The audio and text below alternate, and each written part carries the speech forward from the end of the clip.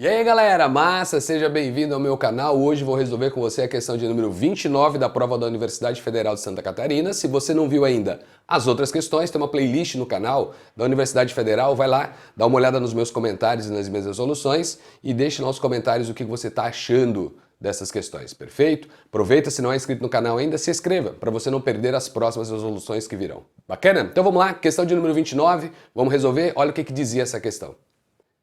Devido ao grande volume de trabalho ocasionado pela pandemia de Covid-19, o grupo gestor de um hospital precisou reorganizar toda a escala de trabalho. Foram contratados novos profissionais de enfermagem, de modo que a equipe passou a ter 40 integrantes, 30 dos quais eram mulheres e os demais homens. Ocorre que, nessa equipe, apenas 60% das mulheres e 30% dos homens tinham experiência profissional. Foi decidido que o atendimento à comunidade seria realizado por equipes de 2 enfermeiros, um homem e uma mulher, e que obrigatoriamente apenas um deles deveria ter experiência profissional. Nessas condições, o número total de grupos de trabalho distintos que podem ser formados é 162.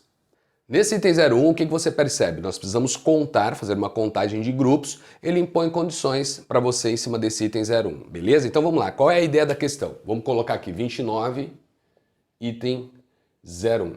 Ele fala que ele tem à disposição 40 pessoas e dessas 40 pessoas nós temos uma quantidade de mulheres, onde ele diz 30, e temos uma quantidade de homens que ele colocou como sendo 10. Então mulheres e homens.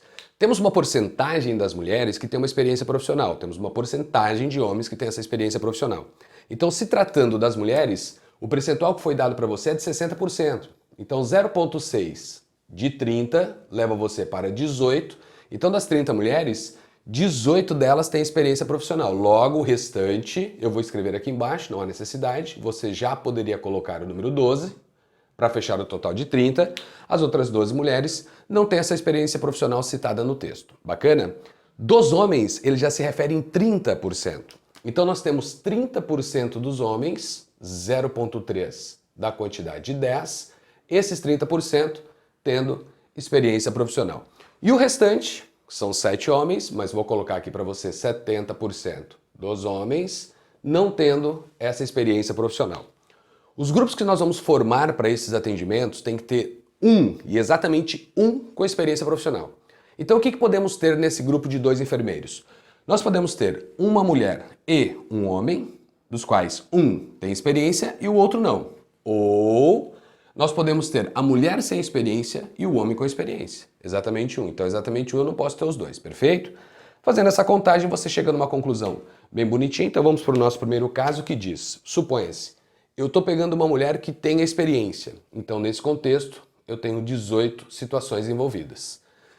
Peguei que tem experiência, vou pegar dos homens que não têm, porque eu quero uma só. Então, neste contexto, vezes 7. 18 vezes 7... são as situações que eu tenho para montar o grupo onde a mulher ela tem experiência. Agora e o homem, como é que fica nessa história toda? Pensa na mulher agora que não tem experiência e o homem que tem. Então é o segundo caso. Como eu quero uma condição ou a outra, nós vamos somar essas duas contagens. Então lá de cima agora eu pego o número 12 e vou pegar junto aqui em cima o número 3. Perfeito? Então o que você consegue observar? Experiência sem experiência ou sem experiência e experiência. Isso traz a quantidade de grupos com 2 pessoas, com esses 2 enfermeiros que farão esses atendimentos. Então, conforme eu disse, uma questão teoricamente tranquila, simplesinha. Aqui você vai chegar em 126, que é 70, mais o 56. Aqui nós vamos ter o número 36 e o somatório desses 2 caras leva você para 162. Então, temos no total 162 grupos distintos com estes 2 enfermeiros, onde exatamente apenas um, terá essa experiência. Então a afirmação 1 é a nossa primeira afirmação verdadeira. Perfeito? Então verdade, o nosso primeiro item. Uma ideia simples de contagem, eu tenho certeza que você consegue chegar a essa conclusão. Bacana? Então vamos lá, item 02, olha o que dizia esse item lá para você. Se um dos termos do desenvolvimento de x ao quadrado mais 1 sobre x ao quadrado elevado a 8 é 2 elevado a k vezes x na quinta, com um k pertencente aos naturais, então 1k é maior que 4. Galera, aqui nós temos um lance que é o seguinte, nós vamos trabalhar com o desenvolvimento de um binômio, lei de formação do termo geral. Bacana?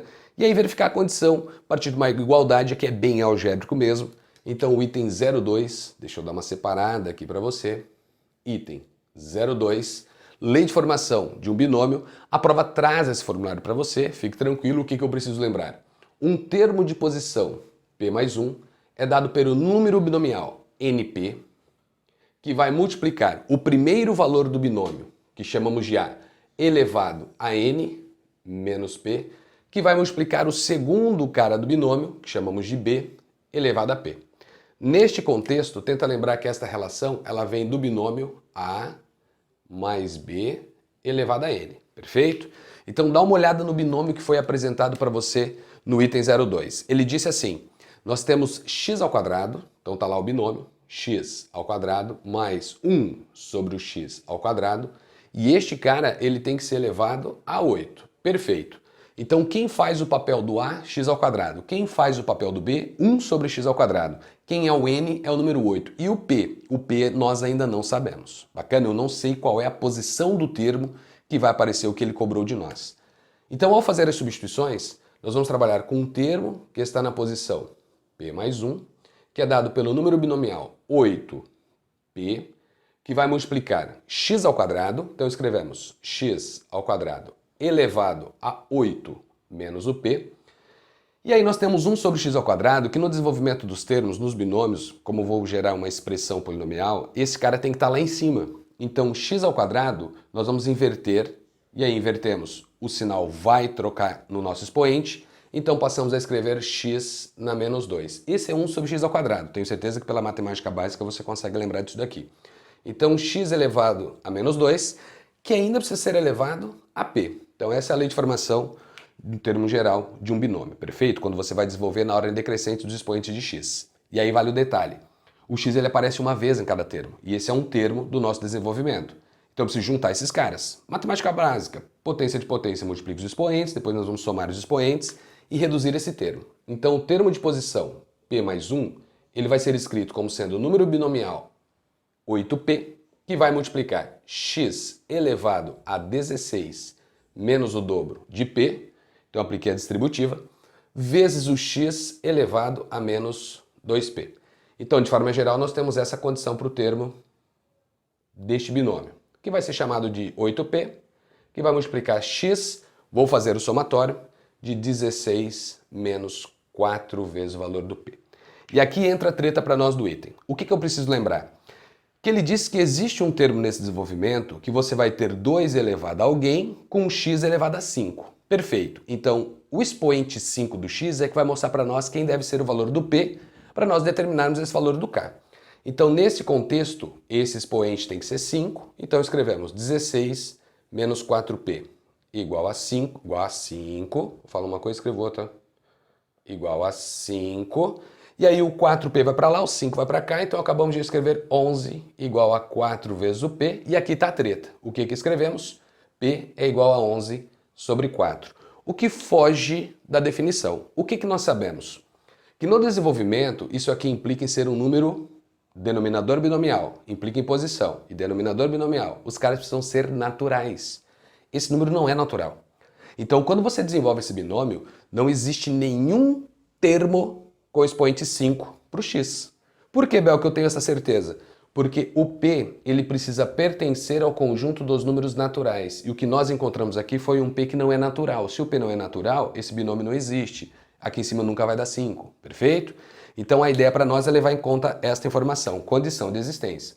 Tenta lembrar que nesses binômios, tá, números binomiais, existe uma definição que diz, para este cara ser um binômio existir, o numerador binomial tem que ser natural, o denominador binomial tem que ser um número natural, e esses dois caras respeitam uma segunda condição que é, o de cima tem que ser sempre maior ou igual ao de baixo. Então, para este número existir, E ou A, olhamos para cá, N e P precisam pertencer aos naturais, e nós sabemos que o N tem que ser maior ou igual ao P. Tá? Então, numerador binomial, denominador binomial. Como você vê que fere a primeira condição de existência, para o valor do P, então eu já sei que esse termo não vai existir para você. Ou seja, não existe neste desenvolvimento x elevado a 5. Então esse item ele é falso. Não precisa nem buscar esse valor do k que você não vai encontrar ele. Perfeito? Então item falso. Item 2 falso, item 1 verdadeiro. Vamos lá, item 04. Olha o que o item 4 dizia para vocês. A família de Amanda irá viajar no feriadão e todos irão no carro do vovô. Trata-se de uma van com 7 lugares, conforme ilustra a imagem a seguir. Aí apresenta a imagem para você dos lugares, e aí abaixo diz o seguinte: o vovô e a vovó irão nos bancos da frente e o vovô irá dirigindo. Amanda e seus 2 irmãos irão juntos nos assentos intermediários, enquanto o pai e a mãe de Amanda sentarão nos bancos de trás. Nessas condições, existem 12 formas distintas para a família se distribuir dentro do carro. Galera, aqui nós temos uma situação de contagem bem tranquila, bem light para fazer a análise, onde você fala em permutações, porque nós vamos colocar uma certa disposição e depois troca de posição entre si. A cada troca de posição, você conta uma situação diferente. Então, nesse item 04, o que nós temos? Os 2 bancos, onde vai o motorista, e a pessoa do lado, vovô e vovó, massa, aqui nós não vamos olhar. Os 3 bancos intermediários, onde irão Amanda e os seus irmãos, e atrás, seus pais. Perfeito? Então, nesse contexto, o que nós vamos analisar? Ideia introdutória. Supõe-se que a Amanda esteja aqui, um de seus irmãos, que eu vou chamar de I1, senta no meio, e um outro irmão da Amanda, que eu vou chamar de 2, senta à direita. Essa é uma disposição que a gente tem. Se eu trocar a Amanda com este irmão do meio, eu tenho uma situação diferente. Por isso que eu disse permutação. São 3 espaços com 3 pessoas, troca de posição entre si, conta um novo grupo. Então eu estou falando em permutação. Poderia fazer de uma forma diferente, tá? Mas é para chamar a atenção daqueles detalhes quando você tem uma quantidade maior, para você enxergar que sempre que você troca de posição entre si e você conta essa troca, você está falando de permutação. Bacana? E aqui embaixo vai acontecer a mesma coisa com os pais. Então pensa no pai e na mãe, dessa forma, e aí você troca os 2 de posição, é um arranjo diferente. O que eu quero? Eu quero permutar os 3 do meio e permutar os 2 do final. Então quando entra o E para nós envolve multiplicação. Então nós temos uma permutação de 3 vezes uma permutação de 2. Isto mostrará quantas situações diferentes tem deles irem viajar nesse contexto. Lembrando que aqui em cima não nos interessa, porque ele está travado, está fixo, é o vovô que vai dirigindo, bacana? Então nesse contexto nós temos 3 fatorial vezes o 2 fatorial, permutação simples. 3 fatorial vale 6, 2 fatorial vale 2 e 6 vezes 2 dá 12. Então o item 04 é mais um item verdadeiro, são 12 situações diferentes que essa família tem de viajar de acordo com o texto falou para você. Bacana? Então 12, verdade, item 04, item tranquilo de contagem, então eu acredito que você tenha entendido tudo que eu tenha feito aqui. Bacana? Lembre-se, troca de posição entre si, permutação. Neste caso, permutação simples. Bacana? Item 08, olha o que o item 8 falava para você. O número de anagramas da palavra escola, que tem as vogais juntas, é 72. Galera, aqui a gente tem mais um item que envolve permutação, mas qual é a ideia aqui? Nós vamos montar grupos onde eu preciso grudar algumas letras, precisam estar juntas ali. Muito parecido com o que a gente fez aqui, diferente agora nós vamos ter que juntar essas informações e contar como sendo uma única coisa. Legal? Então tome bastante cuidado com isso quando ele falar que você precisa juntar algo para depois trabalhar com a ideia da permutação. Então o item 08, vou colocar aqui embaixo para você. Anagramas da palavra escola, então vou colocar aqui escola, massa, e aí você tem 6 letras, bacana. Dessas 6 letras, o que a gente quer fazer? Deixar as vogais juntas. Então eu vou analisar algo muito parecido com o que eu fiz ali em cima, eu vou colocar uma disposição dessas 6 letras, então 1, 2, 3, 4, 5, 6. Como o objetivo é deixar as vogais juntas, eu vou já escrever as vogais, E, O e A. Essas são as 3 vogais, que precisam permanecer juntas independentemente da ordem que você coloque. Essa é uma delas. Então isto vira um bloco. Isso vira uma coisa que eu não posso mexer. Tá? Quando eu não digo que eu não posso mexer, eu não posso soltar dali. Bacana? Amarrei esses caras. E aí você tem aqui os outros 3 espaços. Então esse bloco você pode trocar de posição com esse espaço, sem problema nenhum. Esse bloco você pode trocar de posição com o último espaço, porque você está carregando tudo junto. Então eu estou falando em permutação. Quantos espaços? No total, 4. Então o que eu tenho aqui? Permutação de 4. Só que quando eu digo permutação de 4, lembra que eu falei que aqui, independentemente da ordem que você colocasse, era aceito, porque a única condição é elas precisam estar juntas. E aqui nessa minha condição elas estão juntas, mas se eu trocar a letra E e a letra O de posição, elas continuam juntas. Mas é um grupo diferente. Então eu também preciso permutar entre si essas vogais que estão juntas. Tem questões que ele fala para você deixar as vogais juntas numa determinada ordem, aí você não mexe. Esta é a tua resposta e acabamos com a situação, tá? Agora, quando ele diz Preciso deixar as vogais juntas e ele não fala em ordem, aí você precisa permutar entre elas também. Então eu quero permutar os 4 espaços e as 3 vogais. Então entra aqui uma permutação de 3. Então eu quero permutar uma coisa e uma outra, por isso que estamos falando vezes. Aqui temos permutação simples, tome um outro cuidado, porque as 6 letras são diferentes. Se eu tivesse letras repetitivas aqui, eu tinha que tomar muito cuidado, tá, com essas letras que estavam se repetindo, para analisar o que vai montar nesses grupos. Então olhe sempre também para ver se você não tem uma permutação com repetição, porque corremos esse risco, tá? Então nesse contexto, acabamos, permutação simples. Então você falou em 4 fatorial, que é a permutação de 4, vezes 3 fatorial, que é a permutação de 3. Permutação de 4 vale 24. Permutação de 3 vale 6. E 6 vezes 24 vira 144. O item falou para você que você tinha 72 anagramas.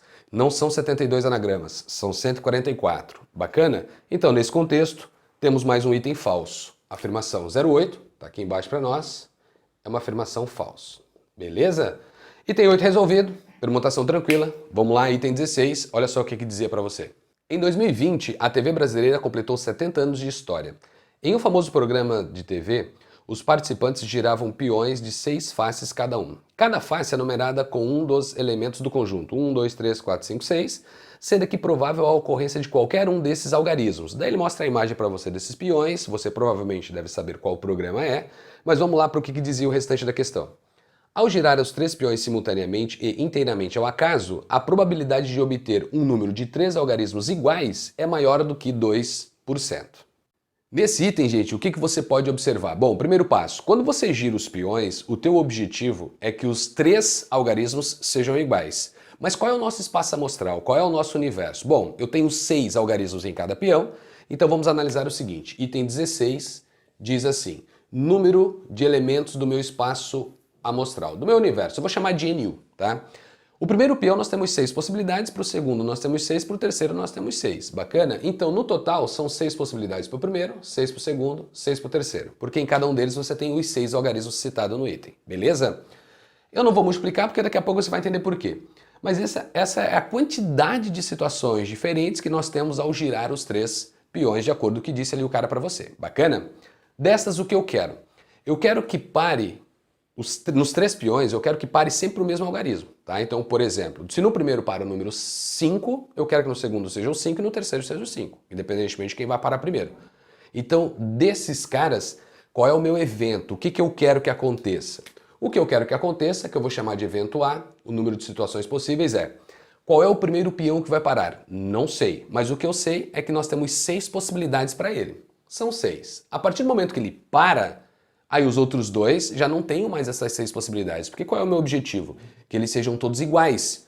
Então, para o segundo peão a parar, eu tenho uma possibilidade, e para o terceiro eu tenho uma única possibilidade, que é exatamente igual àquele primeiro que parou. Perfeito? E aí a probabilidade disto ocorrer vai ser o número de situações do meu evento dividido pelo espaço amostral. Então, a probabilidade do evento A ocorrer vai ser dado por 6, dividido por 6 vezes o 36. E aí você já entendeu por que eu não fui multiplicando todo mundo, porque probabilidade eu sei que envolve divisão e provavelmente aconteceria algumas simplificações. Não ocorrendo, daí você vai e acaba multiplicando. Então, nesse contexto, 6 dividido por 6 a gente simplificou, sobrou 1 em cima e 36 embaixo. E aí, para você ter uma ideia do que está acontecendo, eu efetivamente preciso dividir esses dois valores para trabalhar com uma aproximação. Então, quando você pega 1 e divide por 36, a probabilidade deste evento A ocorrer nessa divisão vai ser aproximadamente 0,0277, vai indo embora. Para esse contexto, basta isso para você sacar se a afirmação é verdadeira ou falsa. Por quê? Este número representa para você aproximadamente 2,7 basta, tá? 2,7%. Deixa eu colocar aqui, 2,7%. E o item falou o que para você? Que a probabilidade dos 3 peões parar com o mesmo algarismo, com números iguais, é maior do que 2%. Logo, o item 16 é mais um item verdadeiro. Você provavelmente já está vendo o gabarito aí dessa questão, que fecha com os itens 1, 4 e 16, totalizando 21. Eu espero que você tenha entendido todos os meus comentários e as minhas resoluções dessa questão de número 29. Se você por um acaso não viu as resoluções, vai lá, Tem uma playlist com as outras questões. Se não é inscrito, se inscreva. Deixa aí os seus comentários o que você está achando, para que você também não perca as próximas resoluções. Bacana, galera? Então beijos, abraços, valeu pela presença de vocês, fui!